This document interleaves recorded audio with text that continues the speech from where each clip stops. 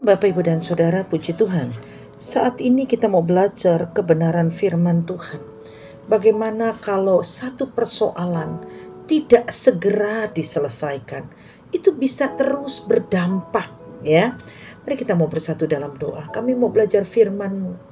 Biarlah kami boleh hidup benar sesuai dengan firman Tuhan. Taat setia melakukan firman-Mu. Berfirmanlah karena kami siap mendengar dalam nama Yesus. Amin. Bapak, Ibu, kalau kita belajar tentang arti kata dendam, dendam itu bisa terjadi karena ada pengkhianatan, ada kekecewaan, ada sakit hati, ada kebencian. Karena apa? Karena kita merasa kecewa. Apa yang kita harapkan tidak sesuai.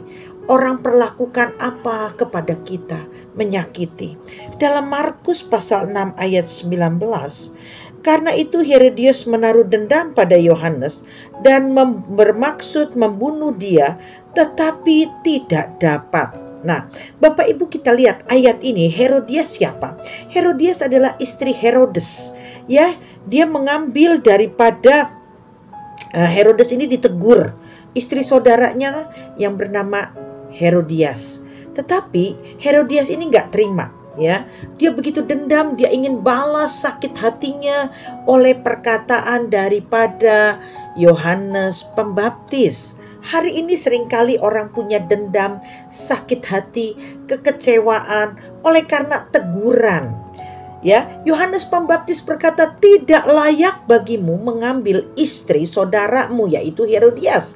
Herodias merasa, waduh, kok apa urusanmu dengan aku? Lihat Bapak, Ibu, dan Saudara. Wanita ini menyimpan dendam, sampai dendamnya itu terus berakar.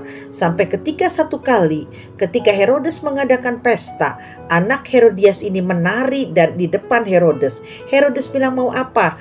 Anak ini datang kepada ibunya, dia tanya, Mama mau apa? Karena dendam, sakit hati, kekecewaan kepada Yohanes Pembaptis. Maka Herodias meminta kepala daripada Yohanes Pembaptis. Bapak Ibu, kita melihat dendam bisa berakibat kepada kematian, pembunuhan. Kita melihat kekecewaan daripada Esau. Dia ingin membunuh daripada Yakub. Dia marah dengan Yakub karena penipuan yang terjadi. Hari ini kita mau belajar bagaimana kita sebagai anak Tuhan menjelang hari-hari Natal ini, kita membereskan hati kita supaya hati kita ini bersih. Yang kotor dibersihkan seperti Allah mau kandang binatang yang kotor itu bisa menerima bayi Yesus. Oleh karena itulah Bapak Ibu, dendam tidak menyelesaikan masalah. Dendam malah menjadi permasalahan. Dikatakan dendam itu memiliki dampak, ya. Yang pertama adalah orang kalau dendam itu selalu antipati, curiga terus. Misalnya begini, si A berbisik dengan si B. Saudara ada di situ loh, ngapain mesti bisikin ngomongin aku ya? Bisa, ya kan? Belum lagi kita dihadapi stres, ya. Waduh, kok kata orang begini, aduh aku kecewa gitu. Nah, itu bisa menambah stres. Dan tidak itu saja, kita kehilangan damai. Orang yang dendam itu kehilangan damai sejahtera. Makanya hari ini bereskan ini hati untuk masuk tahun 2024. Ya, bereskan ini kotoran-kotoran, salah satunya adalah dendam, kekecewaan, sakit hati, kebencian, amarah yang bisa menimbulkan dendam. Ingat ajarannya bahwa Tuhan berkata masalah hari ini cukup untuk hari ini. Ya, masalah jangan sampai kita marah sampai dari matahari terbit sampai matahari terbenam. Stop, nggak boleh dilanjutin. Yang udah lalu, udah stop. Jangan diungkit lagi.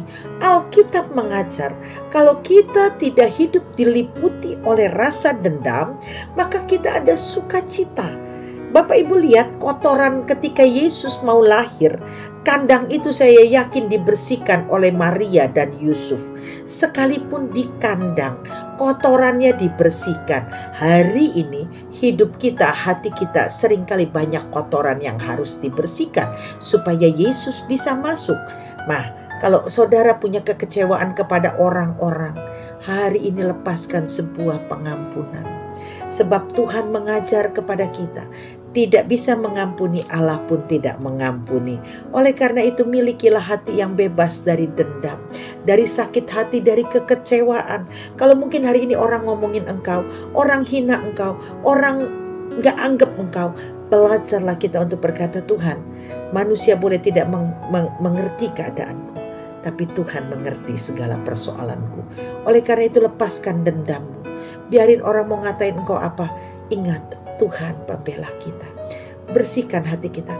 Masuki tahun 2024 dengan satu keyakinan bahwa aku gak mau hidup dengan dendam lagi, tapi aku mau merdeka karena Yesus hadir sebagai Allah yang membawa damai sejahtera.